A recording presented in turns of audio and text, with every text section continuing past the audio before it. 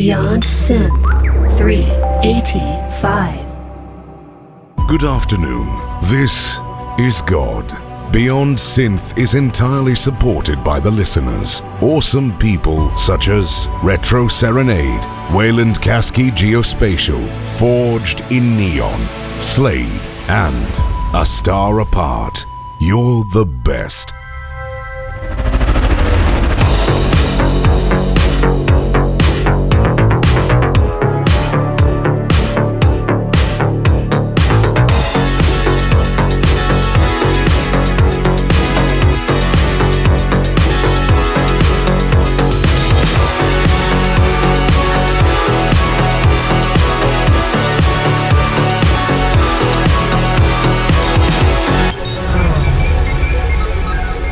Hey there, welcome to the show. This is Beyond Synth, and today is part 3 of Andy's playlist warehouse. That's right, all through December we're getting through all the tracks I wanted to play this year, and we're chatting to the awesome listeners and Beyond Synth supporters who make this show possible and keep the lights on in the studio, so that's why I like to chat to them, and that's what we're gonna do today. Music and chat, that's what Beyond Synth is all about. So, how about we get the show started with some music, and then we'll go chat to somebody. So we got a cool one here from Future Fate. Marco introduced me to this artist. I think this was the other song he was gonna play, but it's a really cool album. It's called Beyond Hyperdome, and if you like cool music and you're gonna dig this is Future Fate with Kruger.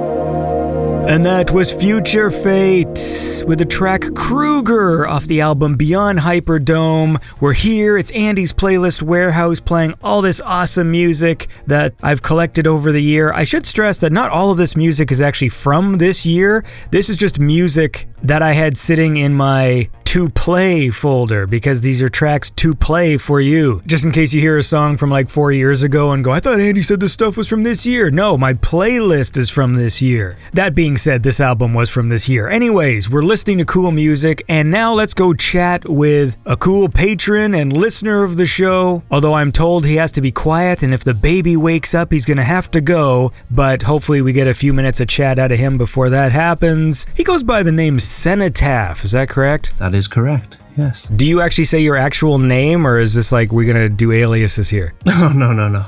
My name's Wes. Wes Evans. Wes Evans. A strong Welsh surname, yes. So what's going on in Wales today? I'm just relaxing now before work this evening, and I've just put the kid down, well, about an hour ago. It was a battle. What do you do for work? I'm a delivery driver for a supermarket. They order online and then I take it to their house pretty much. At nighttime? Yep, it can go from 8 o'clock in the morning till 11 o'clock at night. But there was one driver who didn't have a clue where he was going. Just like the legend of old Pete who fucking drove off a cliff with the groceries? He didn't last long, but he couldn't find a place in Bala in North Wales in the sticks. But yeah, he was looking for it. He couldn't find it. He couldn't get phone signal there. And he just drove around and around. And I think it was about 1:30 in the morning. He knocked on their door to try and deliver. And they just went apeshit at him and sent him on his way. And then I think he must have lost his job because I didn't see him after that. So the whole point is you're good at your job because you can go to Bala right away. Yes. Without the need for GPS. Well, no, I still need the GPS. But so what would you have done in that situation? If I don't get signal, then you either drive to a place where you can get it, or you just give it up and just say, nah, someone can deal with it tomorrow. Do you have a cutoff? Like how many minutes before you're like, this is a lost cause address?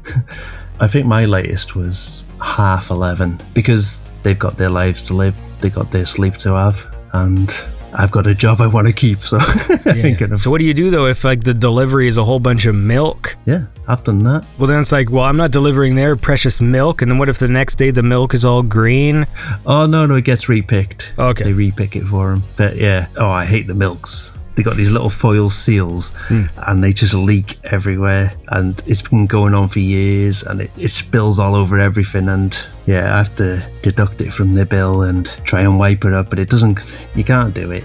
Milk's milk, it gets everywhere, gets in all the nooks and crannies. So you guys still doing the glass bottles over there? Oh no, that's the milkman who shag your wife on the side. Nice. So then what do you mean there's a seal on what? A plastic bottle? Have you got them there? Like, they're 4 pinters, and they got this little foil seal on the plastic lid. And then there's like another plastic lid that you spin on top, but the milk can seep through the tiniest little gap, and then it just goes everywhere. And if you drive them around for 4 hours or whatever, it just splashes and causes all sorts of chaos. I'm looking forward to that tonight. Well, listen, while you're there, you can remember the cool songs we listened to on the show, because we're going to play one right now. I got a cool track here from MikeGyver. Ooh, MikeGyver. Which we're going to listen to. This is Never Stop.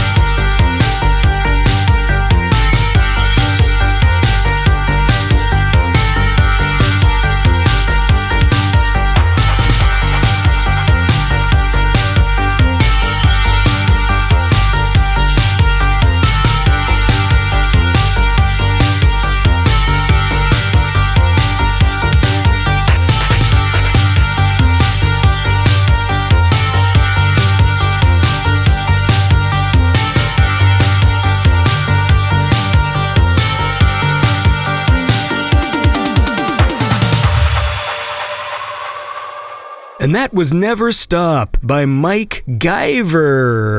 That's right, we're here, Andy's Playlist Warehouse, getting to all the songs I didn't get a chance to play this year. So that's cool. And I'm talking to cool people like Wes Evans, aka Cenotaff, aka Grocery Delivery Man in Wales. He's good at his job. He's not going to get fired like that other dope that delivered groceries at 1 a.m. Damn right. That family sent him on his way, but they don't send you on your way, do they? They do not. Not yet, anyways. Do you get like a discount on groceries? Yeah, I get 10% off. Hey, it's not bad. Yeah, 15% off 4 days after payday. They know you're flush, so they try and get you to spend a bit more. Wait, what? Yeah, you get paid, and then for 4 days after your payday, you get 15% off instead of 10, so you can spend all your money back there. That's interesting. I've never heard that before. I appreciate it, but No, like it's good to get a discount on groceries. It's just that that's interesting to have a weird sort of time variable involved. It's because they know you get your wages in and you feel like a king a little bit, so you throw your money down 15%. Hey man, the price of groceries these days, I'll take any discount I can get. I tell you what, I shop at Lidl and Aldi as much as Tesco. Don't tell them that though. Yeah, I don't know what any of those words are, so don't worry. I guarantee you I won't tell them any of that. Have you not got it over there? A what? You haven't got Lidl or Aldi? Lidl or Aldi? Aldi. Aldi? No. They're German supermarkets. I don't think the supermarket chains and those sorts of things really make it across the pond. You know, we might have some similar brands, but even then, we have different formulas, right? Our Cadbury's is different than your Cadbury's. And I know our Cadbury's is better. It is. I'm just saying. It is. Like, yeah. I have no pride about that. Like, when I would have people who I used to work with, and they would bring Cadbury's chocolate from England, and it's better. Like, it just is better. It's creamier. I think they use different kind of milk or whatever in the formula, like the Cadbury's with the caramel. Because I love caramel bar over here, which is the same as Cadbury's caramel. Like, it's the parallel product. Yeah. But the stuff from England was just definitively better. Like, there's no comparison. And I'll tell you a good one. Galaxy is better than Dairy Milk, I think. You tried Galaxy over there? I think is it called Dove or something like that? Galaxy? Hold on. So it's called Galaxy Bar? Yeah. Okay, hold on. That is real smooth. Galaxy Bar. White and brown packaging, I think. Okay, so it's made by... Is it Nestle? It's Mars. Oh. Mars Incorporated. Is also sold in the United States and Canada. Now, I've not ever seen this before, so I wonder if it's under a different name here. I wonder if ChatGPT knows this. Oh, fuck, I've stopped paying for ChatGPT 4, though. I've never used ChatGPT. Oh, it's awesome. Is it like a better Google or something? It's really, really awesome. I know a lot of people, like, they want to be like, oh, you know, fucking AI is just a fad or whatever. I think people who say that don't use ChatGPT because it's literally like having like the most amazing secretary in the world, like at your fingertips, like just because it can write things for you. You can just say like, write me a short story about Wes Evans, and it'll just write it for me, you know, like in the style of fucking Tolstoy or whatever, you know, like it's fucking wicked. That sounds good. What do they call Galaxy Bar in Canada? Now, ChatGPT 3.5, however, is not as clever as 4. I'm on Windows 8.1, so can I even run ChatGPT? Yeah, because ChatGPT's on the web. You sound like an old man. Listen to you. I'm 38, Andy. I feel old. Well, I'm your senior, so... I felt 38 since I was 12, so... Well, look, how about this? This will liven you up with some cool music. Yes. So let's listen to this one from TLF. This is Sad Is Fight.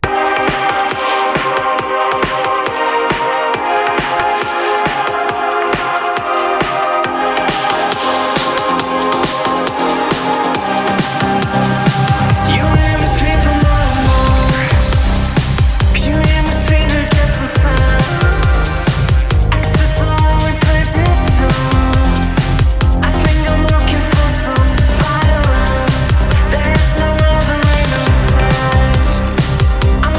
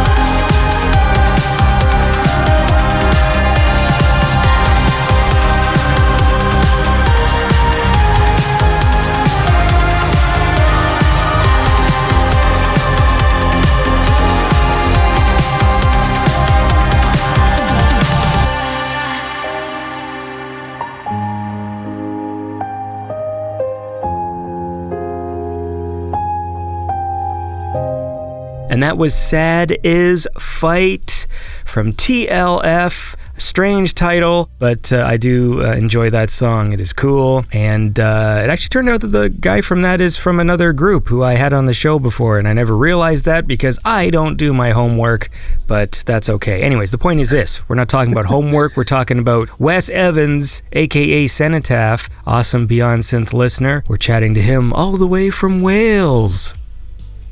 Oh yeah, is that my time to come in? Yeah, that's where you say, yes, yes, sir. Yes, master.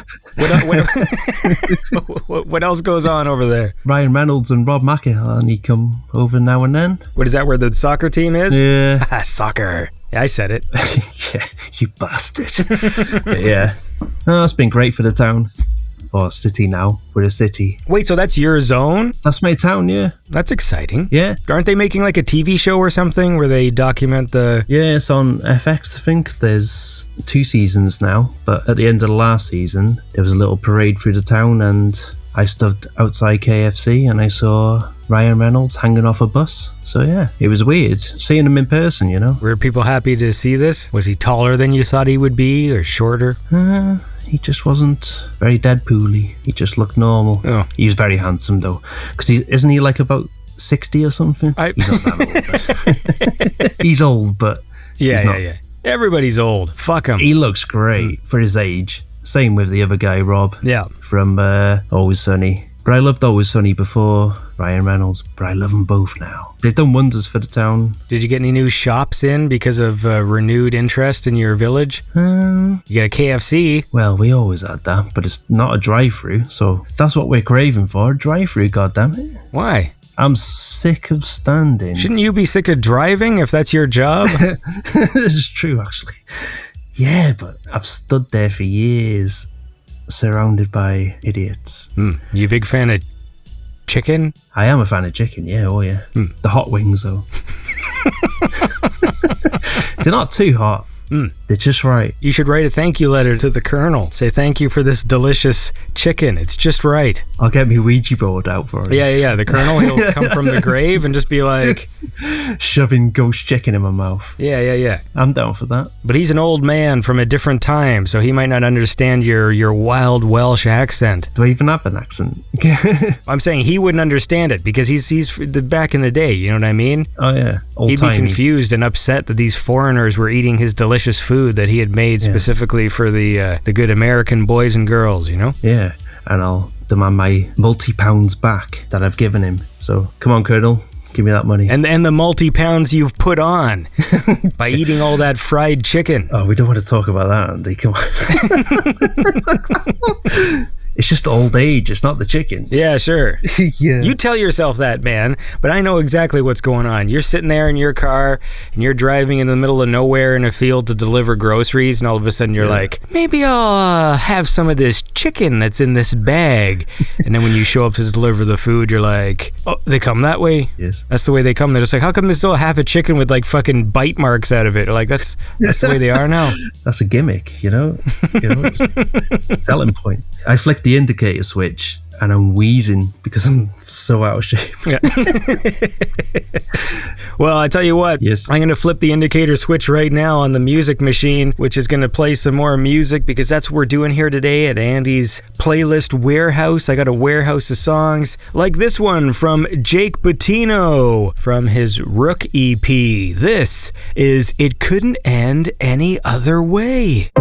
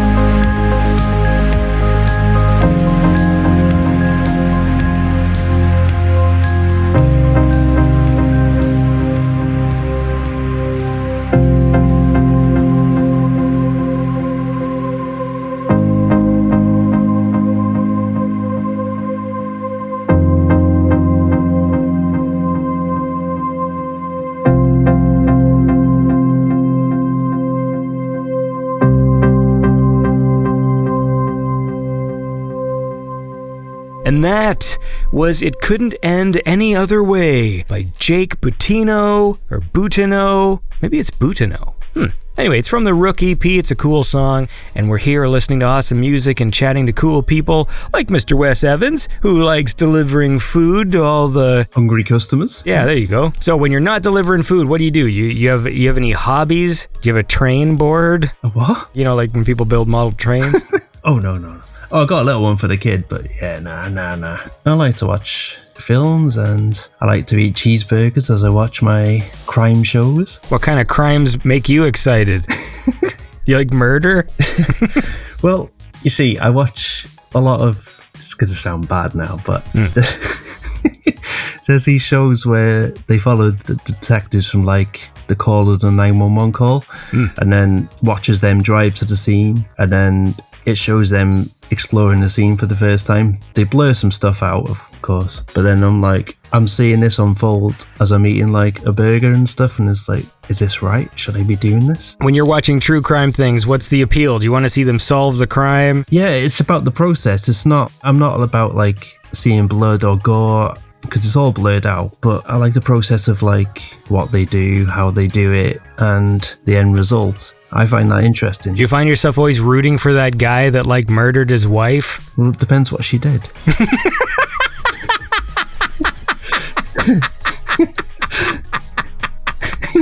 Sorry. Very good, Wes Evans. Thanks. I'm not excusing him, but, you know, I'm scared my other half is going to listen to this and be afraid. No, I'm sure she knows that you care. And just a little weird every time she walks in the room and you're sitting there and you got like a party hat on and you're cheering every time the guy gets away with it. We're just like... Get the party poppers out here. There just wasn't enough evidence to convict him, and you just see the guy and like, yeah, she fell down the stairs, I swear to God. And he just gets away in his fucking Ferrari that he paid for with the insurance money. And it was the owl who did it. Yeah. The owl attacked her. That's a true thing, by the way. What? Yeah, the staircase. Have you ever heard of that one? Oh, it's on Netflix, right? Yeah. Wasn't that the one where the dude like killed a few of his wives or something? Yeah. Oh, this time it was the owl who knocked her down the stairs, but what about the other time? Just the exact same situation. Yeah, it's worth a watch. Yeah. Is your baby awake? Yes. Can you hear him? Mm-hmm. I gotta run, Andy. I'm sorry. Yeah. Go. Give him a swaddle or whatever. Thank you, Andy. It's been fun. I've got to cuddle him. Okay. Take care. Take care, mate. Yeah, all the best. Bye. All right, that was my chat with Cenotaff, aka Wes Evans, cool guy. I'm sure he's having fun out there right now, putting a baby to sleep. So look, let's listen to some more music and then go chat with somebody else. I got a cool one right here from Futurecop. This is The Voyager.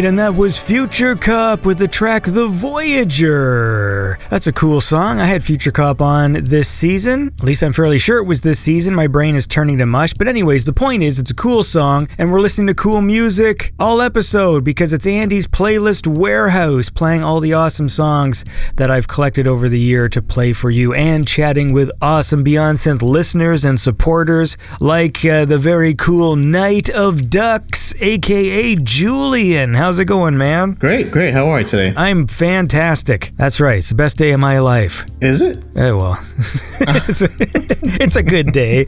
All right, if you say so. So what's the deal, man? I don't think I know too much about the life of Julian. So what do you get up to? I work, play games, see friends, that kind of thing. Now, I'm noticing a disturbing trend of my listeners. They all seem to work in IT. Do you work in IT? Oh, God, no. My job is more mundane than that. Okay. What do you do? I do Meals on Wheels. So you're a driver? You deliver food? Uh-huh. Do they keep them warm? Is there like a heater back there to keep the meals warm? Or do you just... How does that work? Yeah, there's like a little plate that they give us. That kind of keeps the food warm. It's funny. I haven't heard of Meals on Wheels in a long time. Mm-hmm. I guess it is still a thing, though. Yeah. Mm-hmm. Okay. Is Meals on Wheels a company? It can be, but I work directly for the county of Morris. Okay, so this is like is this like a government kind of job? Yeah, mm-hmm. Okay, see, I never knew if Meals on Wheels was like a trademarked thing or if the Meals on Wheels is like an idea, you know, and like anytime you're delivering food to old people, you just call it Meals on Wheels because it's catchy. Like, do the clients pay for the service? There's some services like that, but that's not what we do. We get donations. Okay. From people if they want to. But you don't do any cooking, you just drive the stuff. Yeah, we pack the food and then go off. Usually. What do you mean you pack the food? It's delivered from another vendor, and it's already cooked. We just have to put it in these containers and then deliver them. Wait, so does a vendor show up with like a big pot of soup and then you have to pour the soup into a little cup? It's not really a pot, but it's like I think they call them Catbaux. Yes, okay, that's like when they make coffee for like 60 people, like those things? Yeah, like those things. Mm-hmm. See, I knew what a Catbaux was. How about that? Yeah, great. I deserve a fucking pat on the back. Well, that's a nice job then, right? People need Meals on Wheels. Yeah, this is specific for senior citizens, so. You like an Amazon driver? Like you just kind of drop the meal off on the steps? Sometimes they'll have a cooler out and I just put it in there and just leave. So then like COVID didn't really like change your protocols? It did, because some people required us to go inside their houses or apartments. And we didn't really do that. Once COVID happened, they stopped doing that, so. Oh, they didn't give you like a hazmat suit? No. They should give you a hazmat suit with a little fucking front pouch thing like a kangaroo, and like that's where you keep the fucking food tray. So like you go in with the hazmat suit and then they have to like, and then you unzip it and they have to like take the food tray out of your belly. Oh, that would have been so cool. I would have enjoyed that, but no. Well, listen, I tell you what else is cool. Oh, what is? Is cool music. So I want to listen to this one from Devours. This is Medusa Unleaded.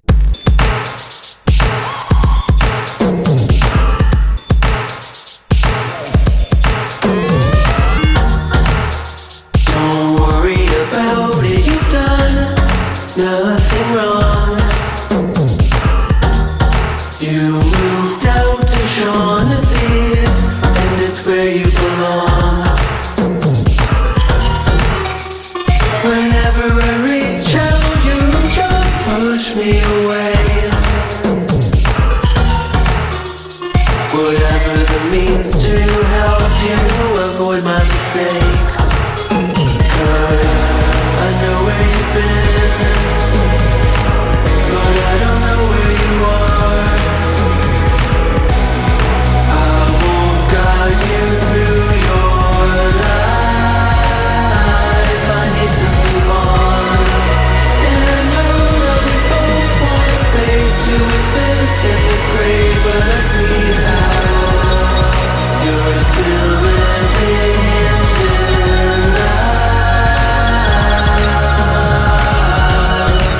My life is a mess. You said it yourself. But at least I'm not trying to live mine as somebody else. Whenever I reach out, you just push me away. Whatever the means to help you avoid my mistakes.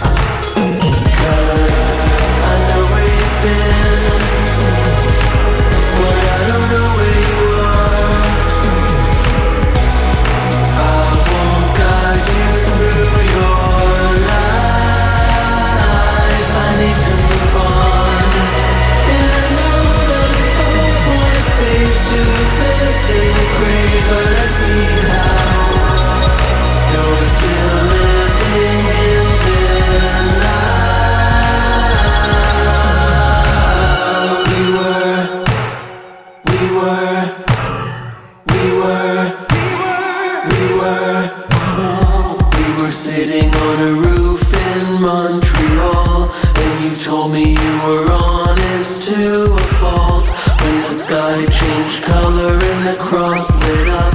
You admitted how you felt and you started to blush. I remember. Why do I remember while you're trying your best to forget?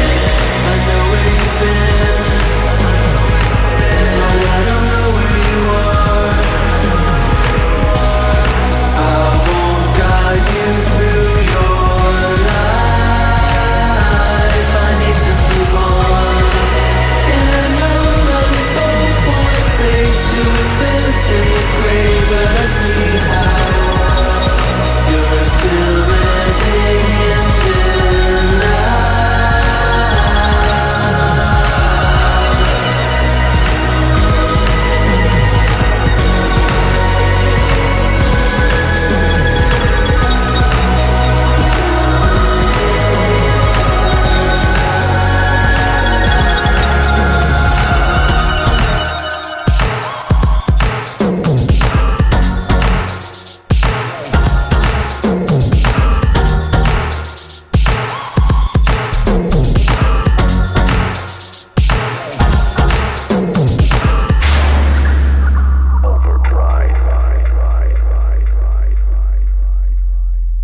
And that was Medusa Unleaded by Devours from his Homecoming Queen album. I had him on the show last season. He's a cool guy. And today we're just listening to all sorts of cool songs and talking to cool people, like the awesome listeners and supporters of Beyond Synth, like Mr. Knight of Ducks, Julian. He's talking about Meals on Wheels. What else goes on there then when you're not mealing on wheeling? Oh, gaming, things like that. What's on the gaming menu today? I'm playing, like Baldur's Gate 3 and the Dead Space remake.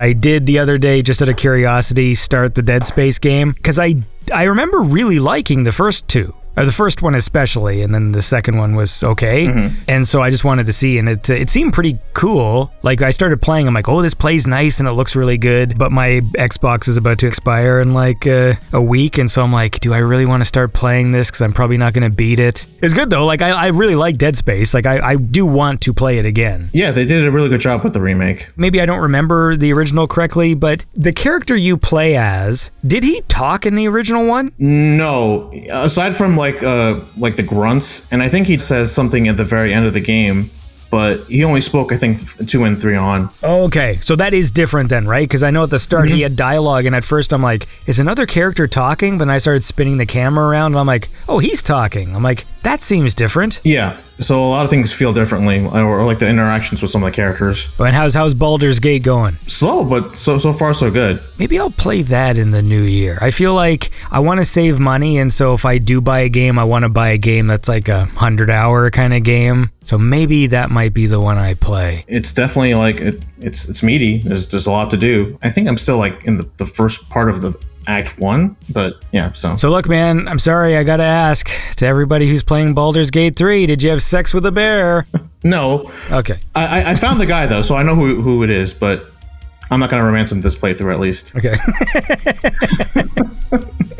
I wonder if I'd be missing out on a huge part of the story. I know I've talked about this on the show before, but like I never do the romance stuff. And I feel like it sounds like that's a big part of Baldur's Gate. I think it's completely optional. I don't think has anything to do with the story, but just something fun on the side. The only thing I ever did was the what's-her-face, the blue chick in Mass Effect, and that's only because it was easy to do. Oh, okay, yeah. I'm such a... Liara. I'm like a little boy when I play these games. I just want to shoot lasers at aliens and stuff, and then there's like some girl around going like, ooh, I want to be your girlfriend. I'm like, hey man, listen, we got to go to that planet and shoot some laser guns. I don't have time for this. Yeah, because all the other characters you got to try, right? Like you got to say the right things. Oh yeah, yeah. Mm-hmm. Like fuck that. And even the third one too, fucking, because I let Caden live, and then the third one, all of a sudden, Caden's like, hey man, let's be gay or whatever, and I was like, where'd this come from? Because like we're just having coffee at the fucking Citadel or whatever. Mm-hmm. So I think I could have had a relationship with him pretty easily too, because it just seemed like, I don't know if that's an addition with the new one, because I feel like in the original game you couldn't romance Caden if you were a dude, but then when I got to the third game, he was just like, hey, just throwing it out there, I'm like, okay, but I ended up with the Liara. Oh, okay, right. No, that might be new too, I think. That is great. Listen, I'll tell you what else is great is cool music. So let's, I want to listen to this one from Savaron. And this is a cool song. It's called Transonic Flow.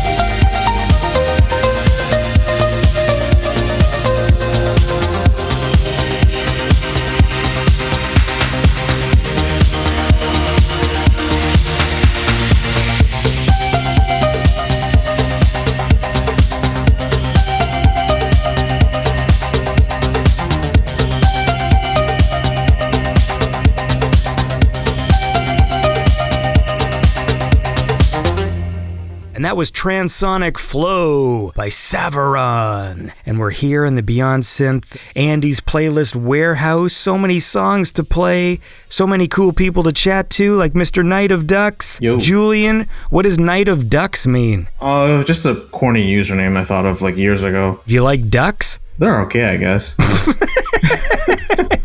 It was back when I wanted to, when I made my first Twitter account, I wanted Duck Knight because of Darkwing Duck. I saw an ad for a comic book that says The Duck Knight Returns. Yes, okay, yeah. But Twitter was like, oh, it's already taken. So I was like, all right, well, Ducks it is. Yeah, been on Twitter lately? No. It's a real cool place. The fucking website sucks. Holy shit, it sucks so bad. So you're playing Baldur's Gate, you're doing Meals on Wheels. What else happens in the life of Julian? Oh, I see people watch movies. You watched anything good? Oh, Thanksgiving was pretty fun. I'm not really big into like gross out horror movies. I remember the trailer, like the original Thanksgiving trailer. Oh, yeah. And I was always upset by that fucking trampoline thing. Oh, okay. I'll say this. They do recreate some of the scenes, but the trampoline scene is not as graphic as that. I think I'm just upset at the idea. Like, I think you don't need to see it to just be like, that's a mean idea, but people seem to be reviewing it well, so... Yeah, it was a fun time. When I saw the trailer, I was like, this doesn't look great. So I kind of shat on the movie. Then I went to go see it and had a good time. My understanding is it's more just like kind of a traditional like slasher kind of movie. It is, yeah. Did they put Michael Biehn in it? No, was he supposed to be in that movie? Well, he was in the fake trailer. He played like the sheriff. No, I don't think anyone from the fake trailer was in the movie. I don't like to give these things away, but I've been recording all these chats with the listeners. We're just a few days away from because you say you just saw Thanksgiving, and we're a few days away from Black Friday. You got any exciting Black Friday purchases you want to make? I don't know. Not really, not at the moment. Whenever Black Friday happens, I will just sign into Amazon and scroll the deals page and waste like 3 hours of my life just like scrolling through things I have no interest or need to buy. And then I'll go, maybe Best Buy's got something, and I'll go to their website, and it's like a colossal waste of time like every Black Friday. Yeah, pretty much. And I think a lot of sites are just doing it earlier now, so it's like you don't even have to wait until Black Friday to see these deals. I still want to do it on the day though. I mean, that's part of the amazing ritual. Every year I do the same thing. I scroll through a bunch of stuff, and then I will buy myself like a game controller on discount, and that's usually the better time to get like Nintendo controllers because they never lower their prices, but I don't even need one. I just end up with these extra controllers, or I'll get like a new 8-bit Do controller because those are cool, and then I just end up with this basket of controllers. What do you think about that, Julian? I think that's pretty cool. Yeah, man. I tell you what else is cool is Starcadian. So let's listen to this song from Radio Galaxy. This is Radio by Starcadian.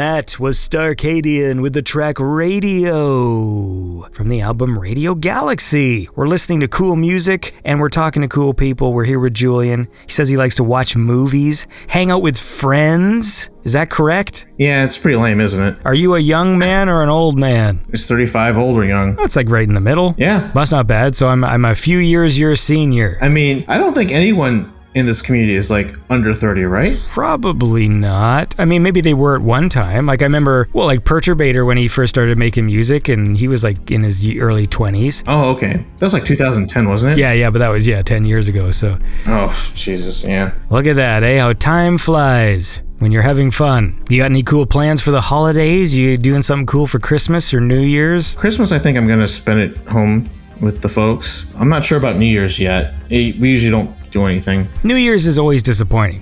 You got to go into New Year's with absolutely no expectations. Yeah, that's true. It is true. Do you have any pets? No pets here. Get yourself a duck. Oh, those things are vicious, though. Are they? They're kinda, yeah. I don't know shit about ducks.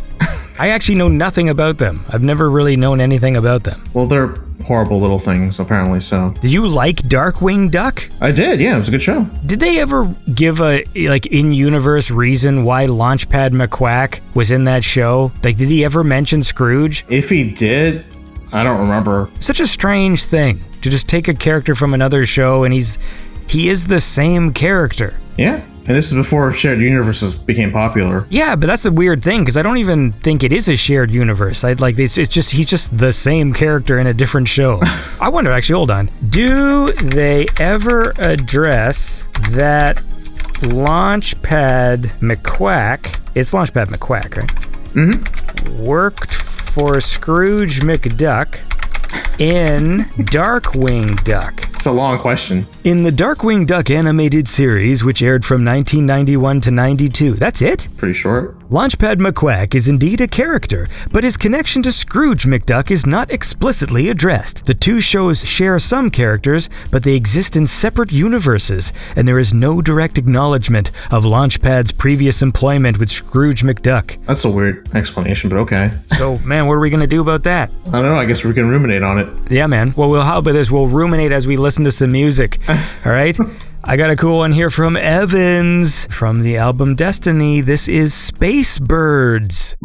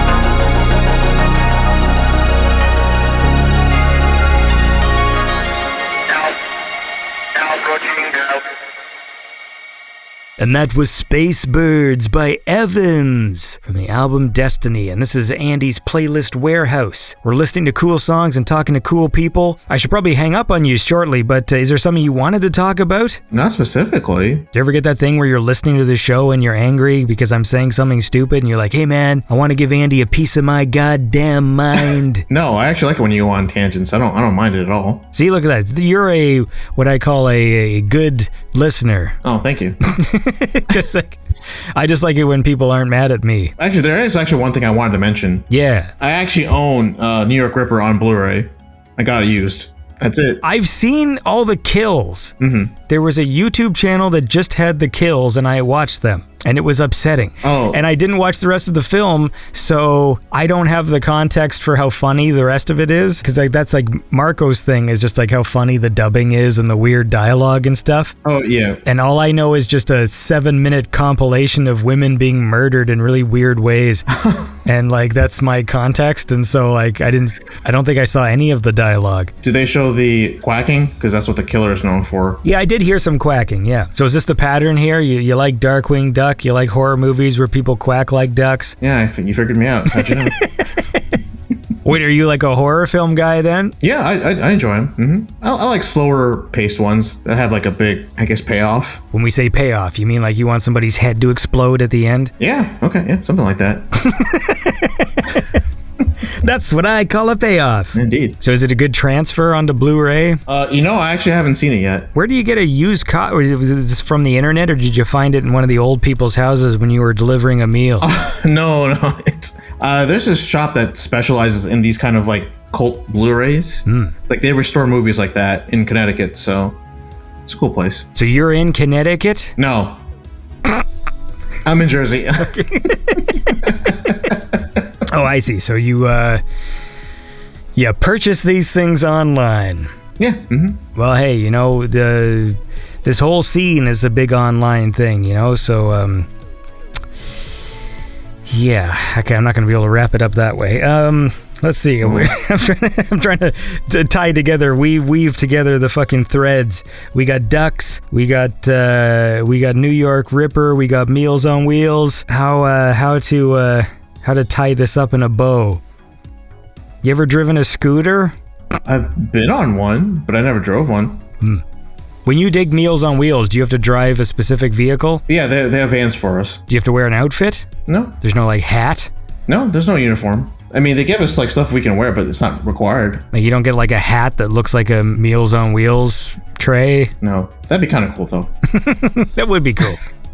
That's what I would make people do. I'd make people wear like a whole helmet that looked like a turkey or something with like eye holes. See, man, but this is why I'm not in charge of anything. Well, you should be. Yeah, see, I like your attitude. I should be. I should be in charge of everything, and everyone should be wearing turkey masks. Great. Anyway, listen, man, I'm going to hang up on you now. But I want to say, thanks for being a cool listener and thanks for being a cool supporter of the show. People like you make the lights what's the phrase? Keep the lights on. You keep the lights on in the studio. There we go. You don't make the lights. Unless you make lights. No. Do you make lights? No. You keep them on. That's the important thing. Yep. Mm-hmm. Well, listen, man. You have a lovely New Jersey evening and have a happy holiday. All right, you too, Andy. All right, take care, dude. Take care. All right, and that was my chat with Night of Ducks, aka Julian. If you want to be cool like Julian and support Beyond Synth, you can go to patreon.com/BeyondSynth. It's a cool thing to do, and another cool thing to do is listen to awesome music. So let's listen to another song and then go chat with somebody else. So I want to listen to this one from Midnight Hi-Fi. This is High Rise.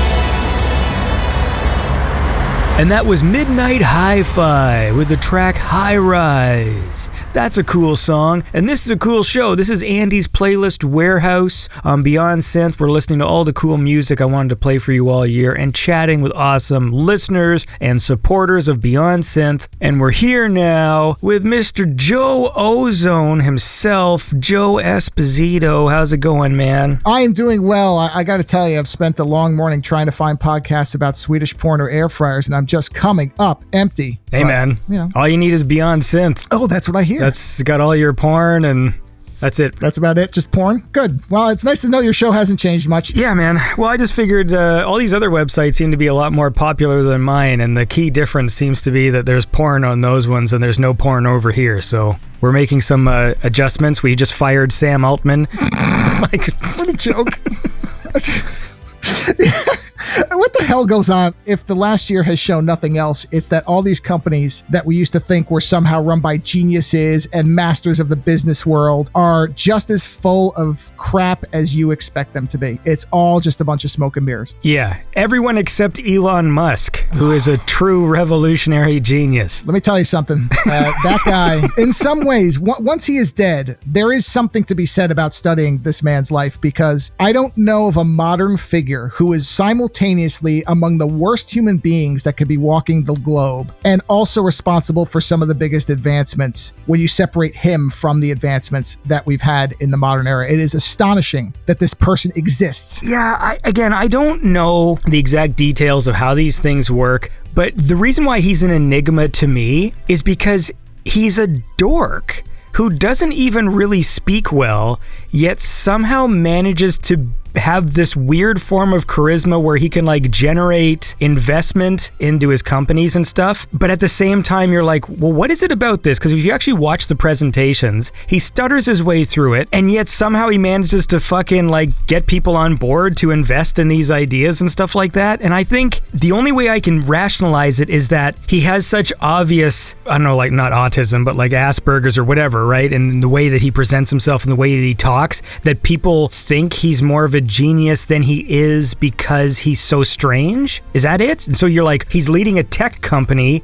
so he must be the real deal because look how weird and dorky he is. So we'll invest in this tech company because he seems like an actual dork? Is that it? Well, I think it's partially that. I think he also has a lot of money, and people who want to do crazy things gravitate towards people who have a lot of money, because why waste my money when this idiot will give me his? Yep. So that's a big part of it. But I also think you're right. I think a lot of people in the deep technology spaces tend to be on a spectrum somewhere. And so when they see somebody else who appears to be, and I don't know whether I really believe he is or not, I think some of that might be a smokescreen, and maybe it's just the drugs he's on or what. I don't know. I'm not a doctor. Others would have to speak to that. But I think it's a combination of, oh, this person reminds me of myself somehow, has a lot of money, and to be fair, because I don't want to just come across as a hater or whatever, he jumped on two really early spaces, which was the privatizing of space and autonomous vehicles or electric vehicles that were just ramping up. And what I have read from people who worked for his companies and then left is he comes in, he energizes everybody. He says, there's no limit on what we can do. I'm going to fund it. You're going to do what you want to do. We're going to make the future happen. Everybody gets excited. And then there's a point where you realize that he's asking you to give up your entire life for him. And that's when it tends to turn sour. And that follows everything we've heard about him. And Twitter's the same thing. He comes in and says, oh, I'm going to make it the everything app. You'll be banking through Twitter. Where anybody who's actually used Twitter, if you put your credit card anywhere near that app, run for the hills. What are you doing? Don't do that. You know, it's crazy town. But again, he comes in, and I'm sure the employees at first, we walked in and said, we're going to do it all. And then, of course, he laid, 3/4 of them off. So fun for them. Yeah. He's a hype man with a big bank account. But that's the thing that baffles me about him, is that he is a hype man who's really bad at the hype. Like, if you ever just watch his presentations, it's crazy because, like, he is a successful hype man, yet will sit there on stage fucking stuttering and bumbling through words and stuff where you're like, this is horrible, like, but somehow it works. Think about it this way. Let's say somebody came to you that had his type of presentation style, but said, I have a deep bank account and I want you to build the best music synthwave show because I know this space is going to jump off. It's been stagnant and people can't make it work. I'll make it work. Here is $2 million. You build the studio, you get the connections, you license whatever you want. We're going to make this thing happen. happen. What do you care what he's functioning like? All you care about is, this is what I want to do. This guy is enabling me to do what I want. If that happened, would you really care that he couldn't make it through a press conference, or would you care that he's telling you that he's going to give you the latitude to do what you want to do? Yeah, you're right. Except we don't need Elon's money here. We just need to play awesome music. So here's a track from Sebastian Svahn. This is The Narrow Gate.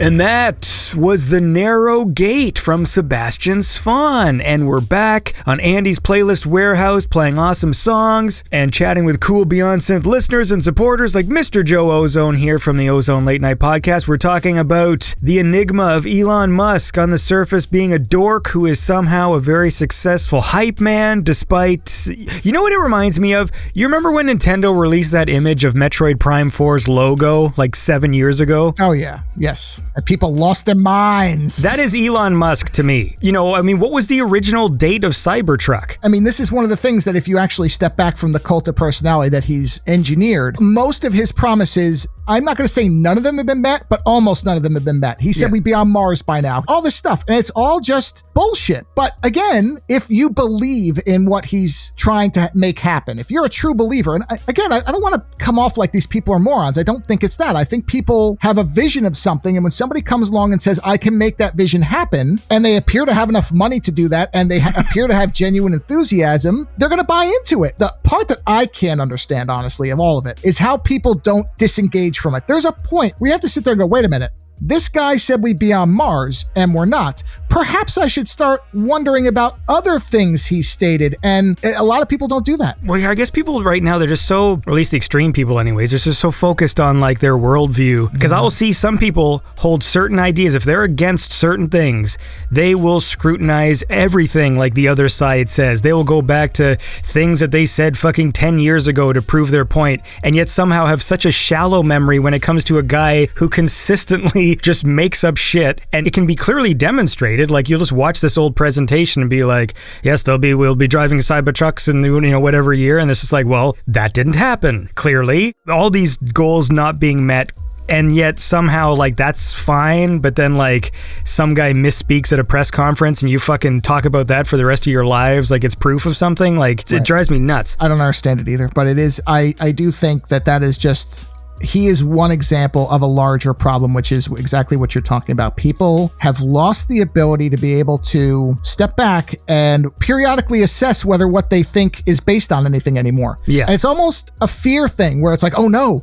something changed and now that must mean something's wrong with me. No, it doesn't. Things changed. You know, I used to love Dennis Miller as a comedian when I was younger. I loved him. I mean, I thought he was just the best, one of the best comedians that I knew of. And then 9/11 happened and he suddenly became extremely on one side of thinking, and his comedy turned very mean and it wasn't funny anymore. It was just hateful. And I went, you know what? I don't like this comedian anymore. It doesn't mean there's something wrong with me. He changed and I don't align with what he's saying anymore. I still watch his old stuff and I enjoy it because he was more neutral then and just kind of threw acid on everybody, which is how I am. And he's not like that anymore. It doesn't mean it's not funny anymore. It just means this person changed and I can't back him at this point. And that's all it is. Yeah, because for me, it's the same thing. Like, I'm a reasonable person, so when those situations happen, it's not like some weird betrayal, and I'm still able to enjoy the things I was already enjoying before. It's weird. Like, a lot of people now, they just like, it's like once something bad happens, it like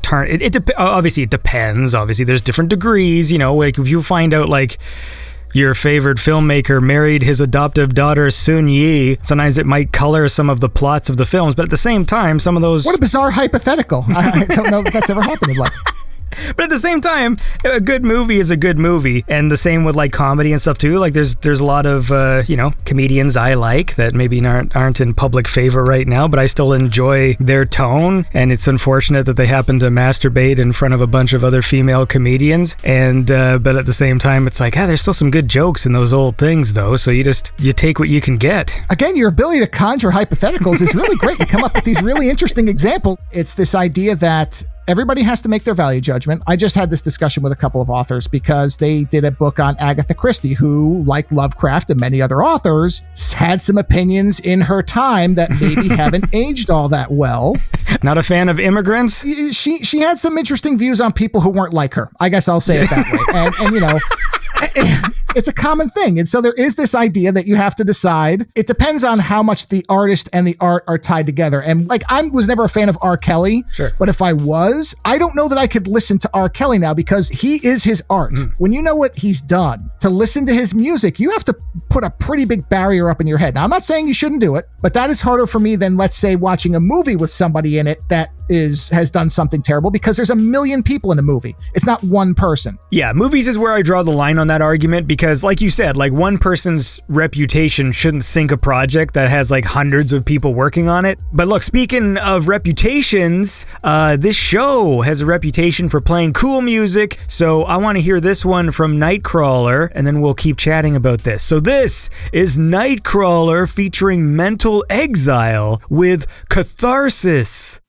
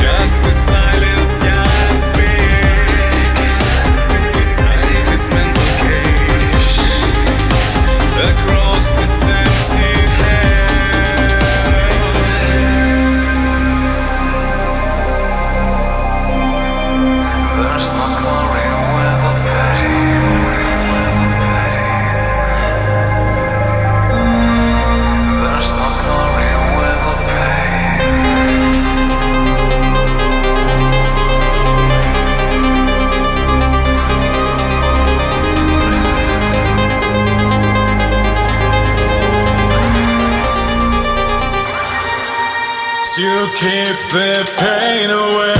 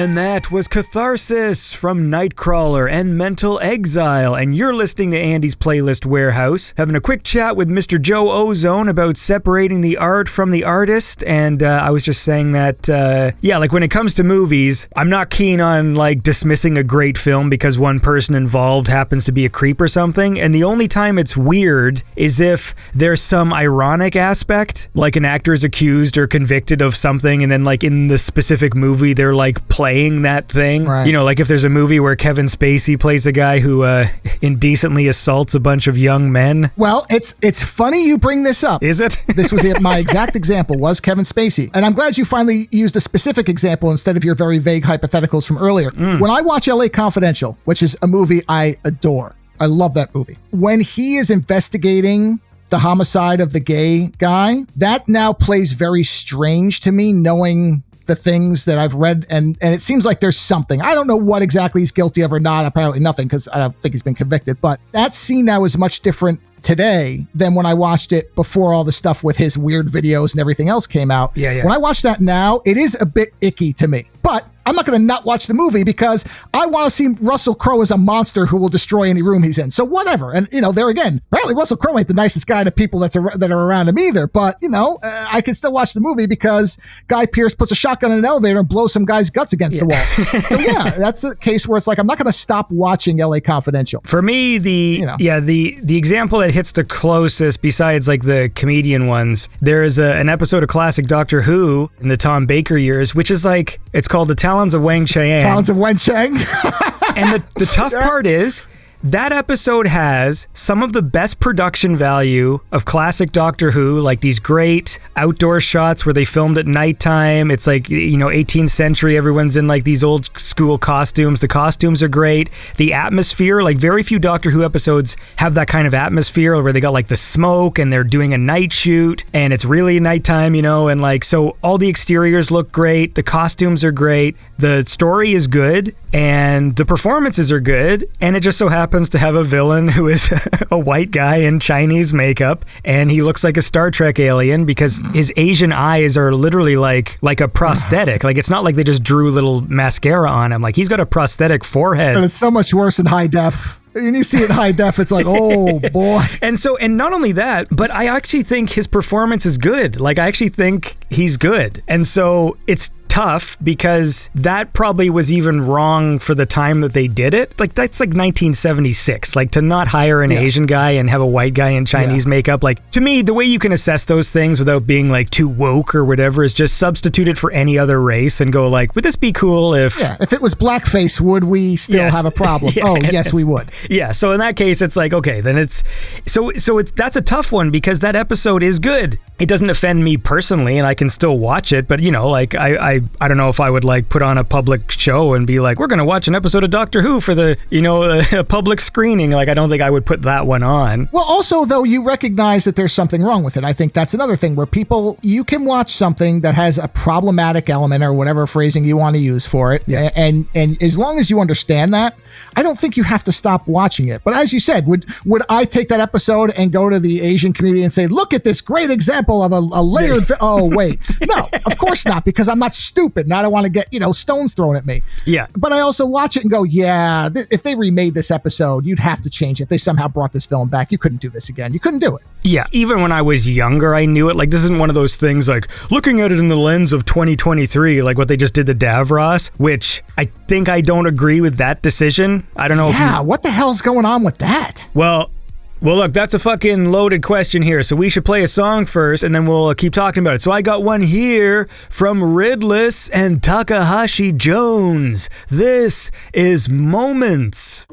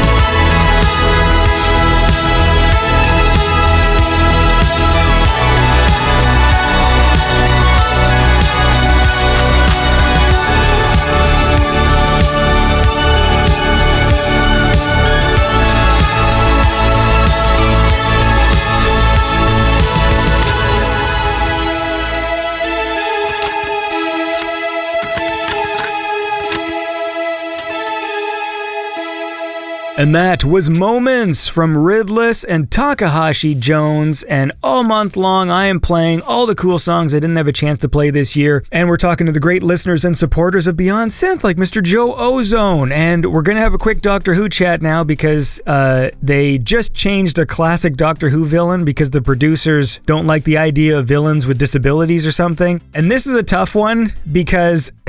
Like, I understand the sentiment, but I don't know why they needed to say it. Because what happened was they had this stupid Children in Need special, which I think sucked. It was a Doctor Who scene that's supposed to be like a comedy scene, so it's got this comedy music in the background, which is garbage. Is that the one where he knocks the arm off and that's why it has the plunger? Yes. Okay, I saw it. Yeah, that was weird. So, you know, the TARDIS appears and it's like, and Devours isn't in his chair and he's not mutated, he's just a guy. And so I'm like, okay, this is just a prequel. It doesn't quite make sense because technically I think Devours was mutated first in the lore or whatever, although they don't explicitly say it in the show, but like I got the impression that, you know, he built his travel machine first, his life support system, and then that was sort of like what the Daleks were based on. That's how I read it. He was in that and he based the bottom of it on his chair. That yeah, so this was like kind of like anachronistic a bit. I'm like, okay, but whatever, it's a comedy scene, who cares? And then there was this additional thing behind the scenes where Russell Davies, like the producer is coming back, talked about how this is actually what Devours looks like now because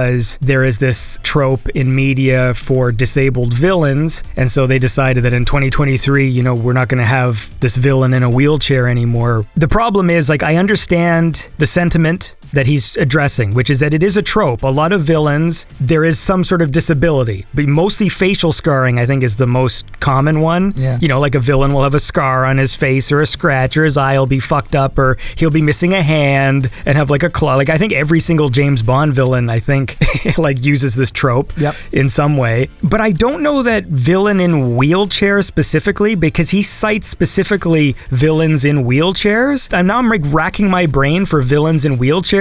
Oh no, it's definitely a thing, but I don't think it's a solution. No. It's just dodging a perception. So if you want to combat the idea that, and I don't know that it's as ingrained as this is making it sound. I mean, there is a history of villains with deformities or disabilities. Absolutely, there is. And a lot of it goes back to just visual storytelling, and it's very easy to distinguish people. Whereas if you have two muscle-bound people yelling at each other, well, you know, maybe you won't get that across. I'm not saying it's a good thing or a bad thing necessarily, but if you want to combat that, then have one of the heroes be in a wheelchair too, and make it a thing where you're empowering the other side of it. They did that shit in Nightmare on Elm Street 3. Yeah. They had the kid in the wheelchair become a wizard. What? This is not difficult. We've solved these problems, folks. It's easy. Yeah, and wheelchairs was a big one in the 90s. Like, nowadays, absolutely. the push is for, you know, more like kind of racial and sexual diversity on screen. But in the 90s, it was just putting characters with wheelchairs into stuff, like the person that stays at home base and works the computers. So I don't know. I don't know how to feel about this Doctor Who change, mainly because I haven't really loved Doctor Who in 10 years anyways. And the idea that Russell Davies was going to save it is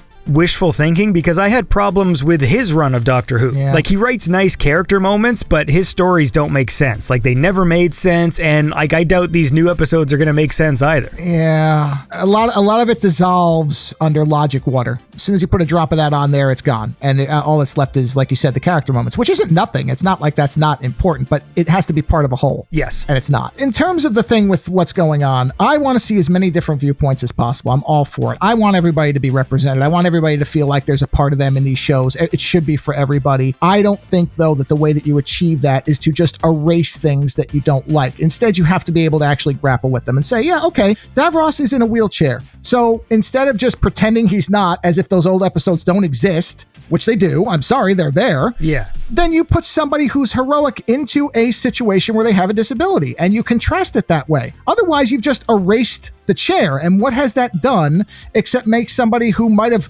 look, people like villains too. Yeah. Maybe people were cosplaying, I'm sure they were, as Devours to hide their wheelchair because it was awesome to talk like him. Well, now guess what? Screw your cosplay. No wheelchair for you. I'm also concerned that there is actually going to be a lore reason for this. Like, I have a funny suspicion they're about to like reboot Doctor Who's timeline. Oh, that wouldn't shock me at all. I mean, everybody's doing that, multiverse and all the rest of it now. It's just everybody splashed on everything. Yep, and it's been very successful for everyone. Yeah.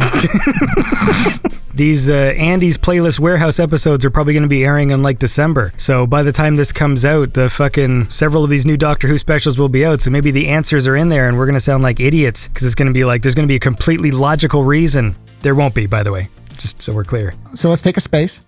And now that those episodes out, we can see that we were right. Hold on. Take a space. And now that those episodes were out, I guess we were wrong and they figured out how to do it. So, Oh, well, they won't. I mean, that's the thing. For all the people who think like Russell Davies is going to like save the show, he was never good at making sense. So like there's not going to be a good reason for any of this. Like there's going to be no reason why the Doctor he regenerated in his clothes and the clothes changed. If there isn't a plot reason for that, I'm hoping it's going to be some stupid thing like the trickster fucking manipulated the universe and this regeneration's like some weird anomaly or something that's like whatever. Yeah. Hey, look, we got to go. Yeah, I got to hang up on you. You got to work. Yep. But listen, man, it's always fun to chat. Have a happy holiday, Merry Christmas, and all that shit. Yep. Have a happy holiday, everybody, and hopefully Doctor Who gets better. It won't, but don't let that stop you from having a happy holiday. All right, buddy.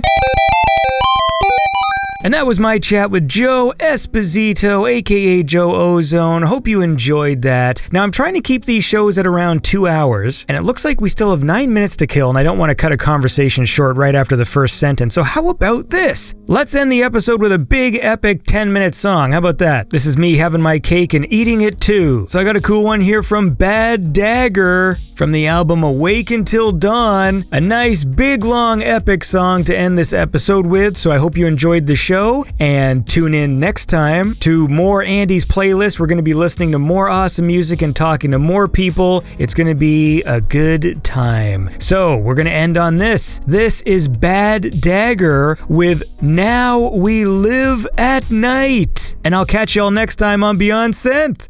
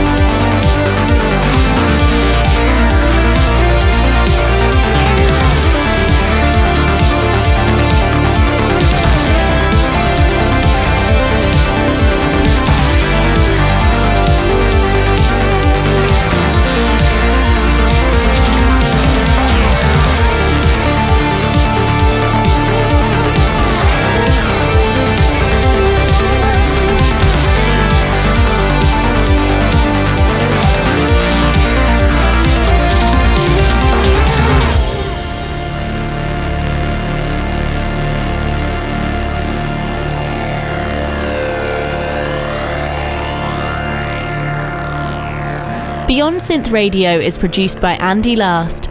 Check the show notes for more information on the musicians featured on the show. Consider supporting Beyond Synth at patreon.com/BeyondSynth. Thanks for listening.